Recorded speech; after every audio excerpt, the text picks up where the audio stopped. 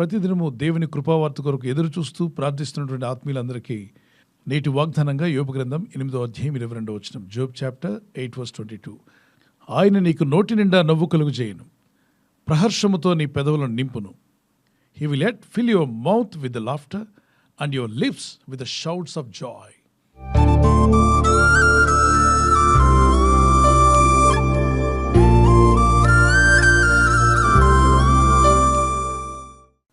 మీ నోటి నిండా నవ్వుంచేదనన్నాడు.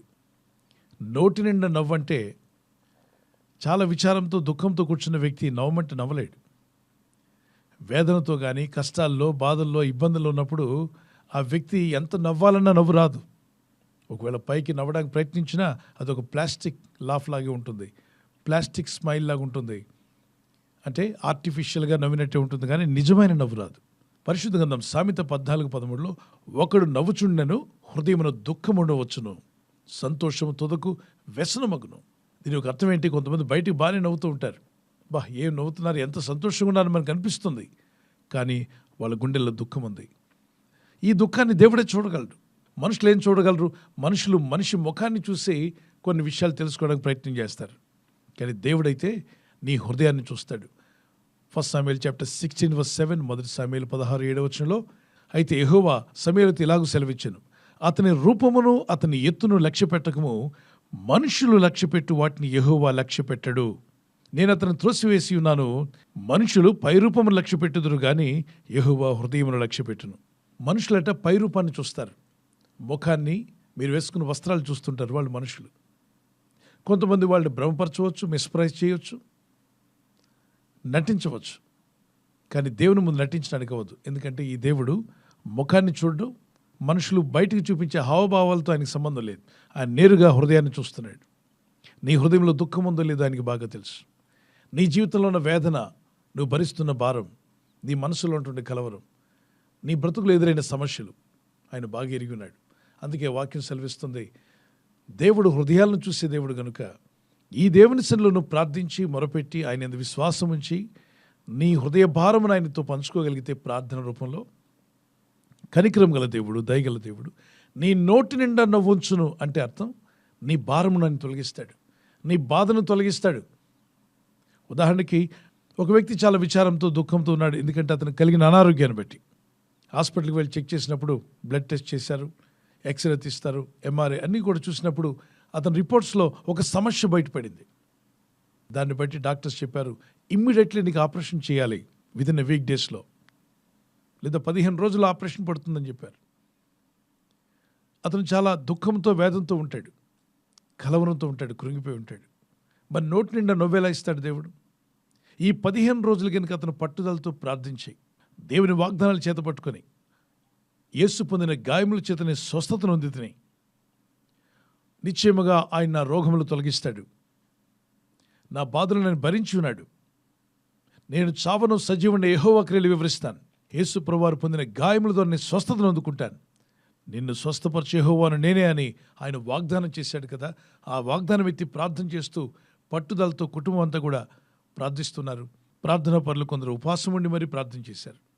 ఈ 15 రోజుల తర్వాత మళ్ళీ హాస్పిటల్కి వెళ్తే ఏ డాక్టర్ అయితే అతను పరీక్షించి చెక్ చేశాడో, అర్జెంటుగా ఆపరేషన్ చేయాలని చెప్పిన డాక్టర్ మరొకసారి పరిశోధించినప్పుడు ఈ రోగిని పిలిచి, నాకు ఆశ్చర్యం వేస్తుందయ్యా, మొన్న రిపోర్ట్స్లో కనబడిన సమస్య ఈరోజు కనబట్టలా, ఆ సమస్య పూర్తిగా పోయింది, నీ టెస్ట్లో నేను చెక్ చేశాను, పూర్తిగా నువ్వు విడుదల పొందావు, ఏం అద్భుతం జరిగిందో నాకైతే తెలియదు అన్నాడు అనుకోండి. నోటి నిండా ఏముంటుంది? నోటి నిండా ఏముంటుంది? నవ్వు. అతను ఎంతో నవ్వుతో బయటకు వస్తాడు. వారి కుటుంబస్తులకి, స్నేహితులు కూడా గొప్ప సంతోషం కలుగుతుంది. మరికొందరు జీవితాల్లో ఫైనాన్షియల్ స్ట్రగుల్స్తో ఉన్నారు, ఎన్నో ఏళ్లగా ప్రయత్నం చేసినా జరగల, కానీ విశ్వాసంతో ప్రార్థించి ప్రయత్నం చేస్తున్నారు. ప్రయత్నం మానొద్దు. ప్రార్థనా ప్రయత్నం చేస్తున్న ఒక అద్భుతం జరిగింది, ఆశ్చర్యం జరిగింది. మీరు ఊహించని రీతిలో ఎప్పుడున్నో మీకు రావాల్సిన అమౌంట్ ఒక్కసారిగా వచ్చేసింది, మీ అప్పులు తీర్చుకోగలిగారు. మీ ముఖంలో ఏముంటుంది చెప్పండి? నవ్వు, ఆనందం కలుగుతుంది. ఈ వాక్య భాగం మీలో నెరవేరాలని ప్రార్థన చేద్దాం. ఈ వాగ్దానం వింటున్నటువంటి ఆత్మీయులారా, ఒక చిన్న కీర్తన పాడుకొని మరలా కొనసాగిద్దాం. సంతోషం పొంగింది, సంతోషం పొంగింది, సంతోషం పొంగుచున్నది. హల్లెలూయా. యేసు నన్ను ప్రేమించిన నాటి నుండి నేటి వరకు సంతోషం పొంగుచున్నది. సంతోషం పొంగింది, సంతోషం పొంగింది, సంతోషం పొంగుతున్నది.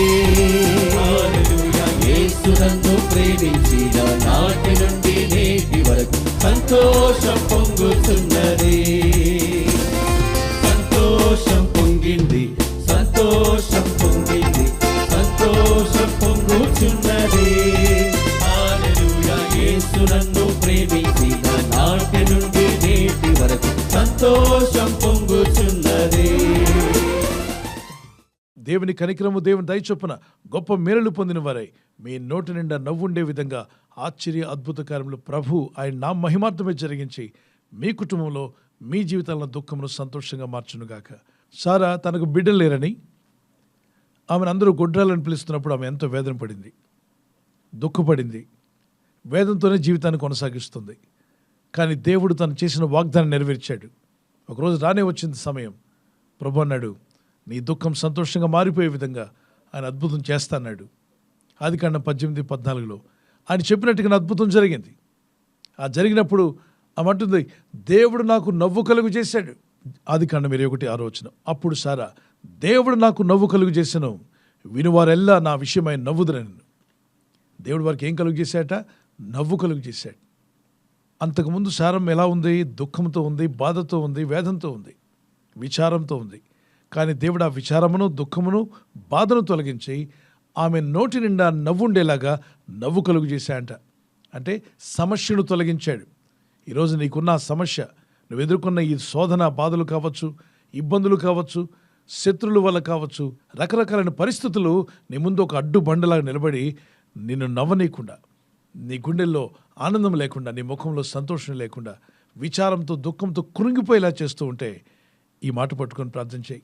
ప్రభా, ఈ సమస్యను, ఈ దుఃఖమును తొలగించి సంతోషం కలిగజేయగల గొప్ప దేవ, నీ నామలో ప్రార్థన చేస్తున్నానయ్యా. నా కుటుంబంలో ఉన్న ఈ దుఃఖం సంతోషంగా మార్చండి.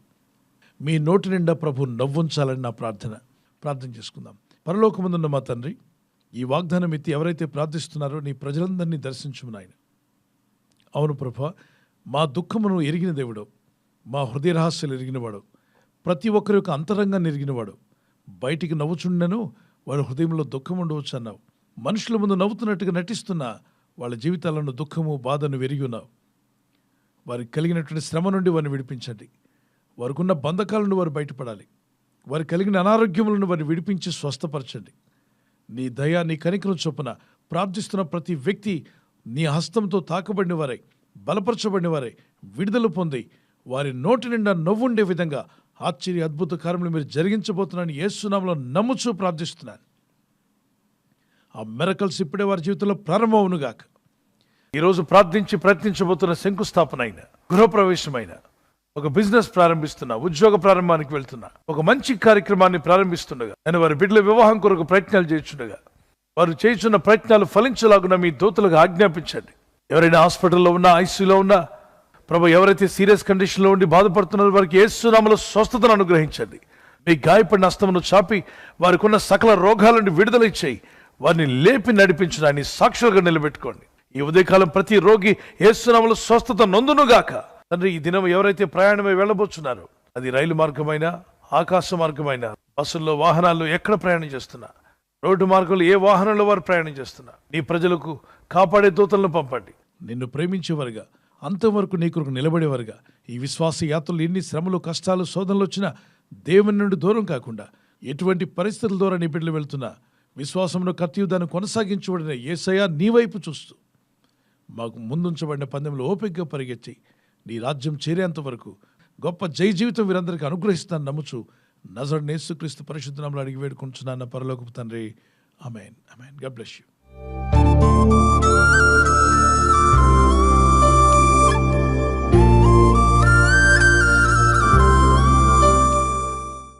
బర్త్డే జరుపుకునే వారికి మరొక వాగ్దానము. Happy birthday to you, many more returns of the day. ప్రభు మిమ్మల్ని దీవించి బలపరచును గాక. నువ్వు పైవాడుగా ఉండవు కానీ క్రిందవాడుగా ఉండవు. You will always be at the top, never at the bottom. దేవుడు నిన్ను ఎప్పుడు పైవానిగా ఉంచాలని కోరుచున్నాడు. Not the bottom but on the top. May God bless you with this promise. అయితే మీరు ఆజ్ఞలు గైకొన్నప్పుడు అవి జరుగుతాయి. ప్రార్థించండి, వాక్యానికి లోబడండి, బైబిల్ చదవండి. చిన్నారులు పెద్దలు అన్ని వయసుల వారికి happy birthday to you, many more returns of the day. May the Lord bless you with the showers of blessings. మరి దేవుని కృపలో, ప్రార్థనలో, విశ్వాసంలో ఎదిగి వర్ధలెదురుగాక. God bless you. We're praying for you. Happy anniversary. Those who are celebrating anniversary, may God bless you. Many more returns of the day. May the Lord help you to celebrate. ప్రభు అక్కడ ఆలస్యమైతే silver jubilee, golden jubilee, అలాగే platinum కూడా జరుపుకునే కృప దేవుడు మీకు ఇచ్చునుగాక. నీకు వాగ్దానం 1 యోహాను పత్రిక 2వ అధ్యాయం 17వ వచనం. 1 John chapter 2 verse 17. దేవుని చిత్తంను జరిగించేవాడు నిరంతరము నిలుచును. దేవుని చిత్తం జరిగించేవాడు నిరంతరము నిలుస్తాడు. The man who does the will of God lives for ever. మరి ఎల్లప్పుడూ జీవించాలనుకున్నట్లయితే దేవుని చిత్తాన్ని నెరవేర్చే భార్యగా, భర్తగా మీరు ఉండండి. భార్య భర్తకు లోబడాలి, భర్త భార్యను ప్రేమించాలి. మీ ఇద్దరు ఐక్యత కలిగి ఉండడం వల్ల మీ కుటుంబం దీవించబడుతుంది, మీ ఇల్లు దీవించబడుతుంది. దేవునికి ఆనందం, మీకు సంతోషం. God bless you. మీ దాంపత్య జీవితంలో దేవుడు కృపనిచ్చి, బలపరిచి, సమాధానంతో నడిపించునుగాక. ఆమేన్. విడిపోయిన భార్య భర్తలు ఉంటే కలపబడుదురుగాక, సమాధానం కలుగునుగాక. ఆమేన్. ఈ ఛానల్ మీరు సబ్స్క్రైబ్ చేసుకోవడం వలన 2 పనులు జరుగుతున్నాయి. 1, సువార్త జరుగుతున్నది, ఆత్మలు రక్షించబడుతున్నాయి. 2వది, పేదలకు, అనాథలకు ఈ ఛానల్ ద్వారా సహకారం అందించడం జరుగుతుంది. మనం సబ్స్క్రైబ్ చేసుకోవడం వలన అందరికీ సహాయం చేసిన వారమవుతున్నాం. ఖచ్చితంగా ఈ యూట్యూబ్ ఛానల్ ను సబ్స్క్రైబ్ చేసుకొని బెల్ బటన్ ను క్లిక్ చేయండి. మీకు వెంటనే మెసేజెస్ పంపబడతాయి.